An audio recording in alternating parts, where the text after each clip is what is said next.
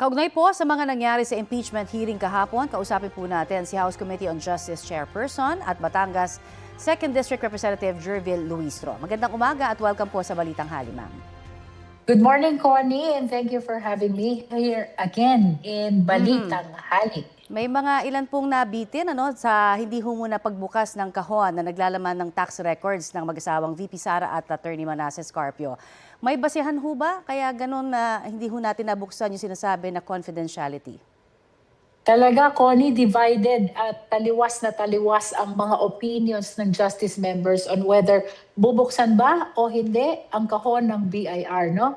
And that is why nagpasya kami to defer. That is the meaning of to lay on the table the question of whether to open or not. But definitely, Connie, pagdating ng April 29, because we are anticipating to vote already on April 29, we need to resolve that issue first before we finally vote on the determination of probable cause. So pasensya na po sa mga nabitin dito sa mahiwagang kahon ng BIR.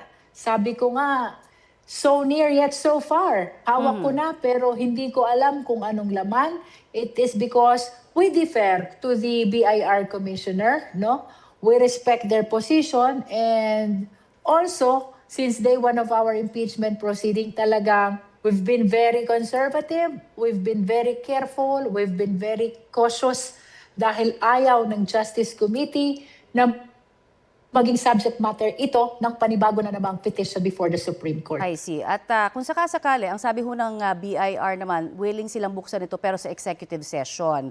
So sa 29, sa huli pong inyo pang pagdinig, maaari ho ba kayang executive o mabuksan talaga ito doon po sa mismong inyo pong hearing?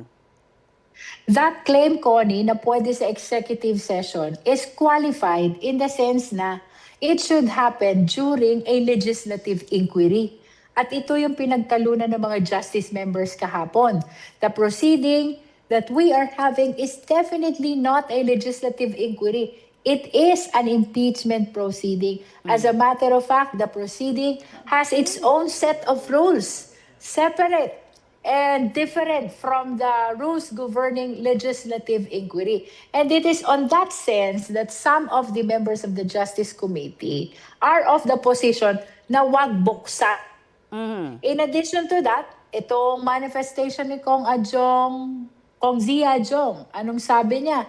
Bakit dun sa Bank Secrecy Law, in-express nila except impeachment cases?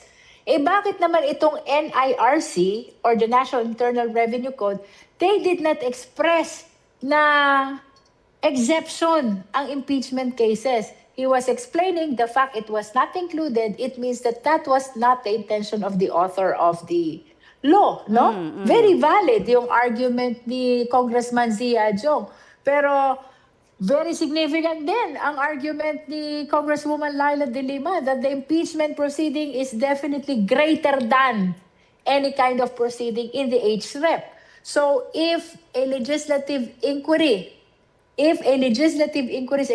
executive session is an exception to the confidentiality of the tax records, the more reason that the impeachment proceeding should be considered as an exception, no? Okay. That's the argument of Congresswoman Delilah. So definitely divided ang Justice Committee on their position, and that is why the decision differ, lay on the table, and perhaps at 29 we will be able to resolve that. Okay, just in case sa 29 ho, hindi pa rin magkaroon ng resolution kung bubuksan itong tax records. Gaano ho ba talaga kahalaga itong mga detalye ng tax records sa impeachment proceedings? At go ahead, ma'am.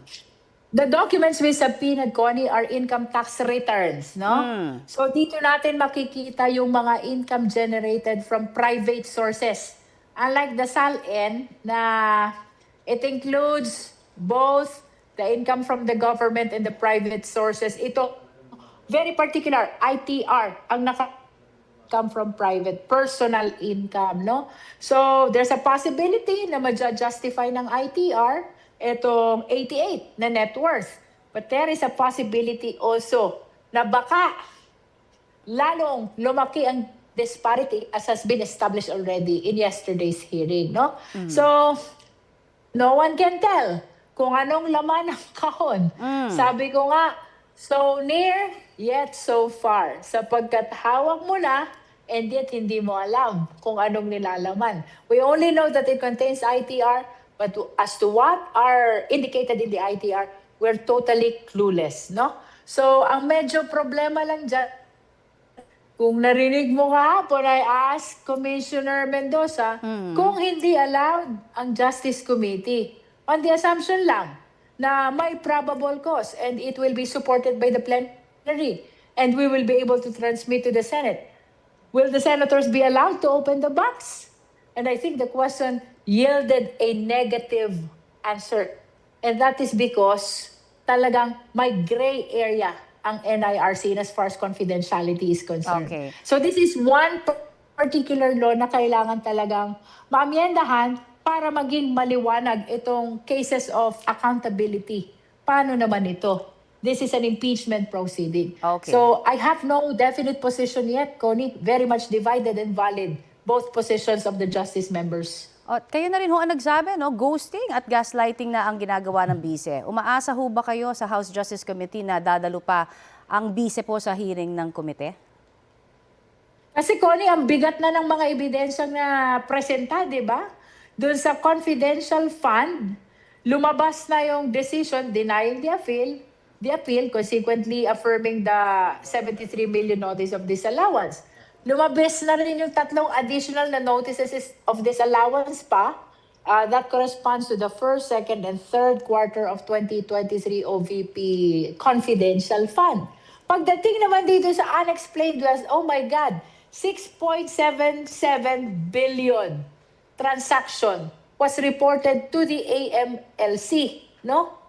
But the net worth or even the item for cash and bank deposit, either meager, walang declaration, or the amount has a very big disparity. The net worth is 88 million in Salen.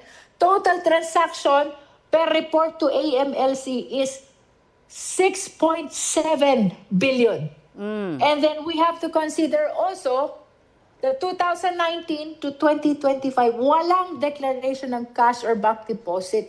Zero declaration. That's why sabi ni Kong Joel Chua, di wow.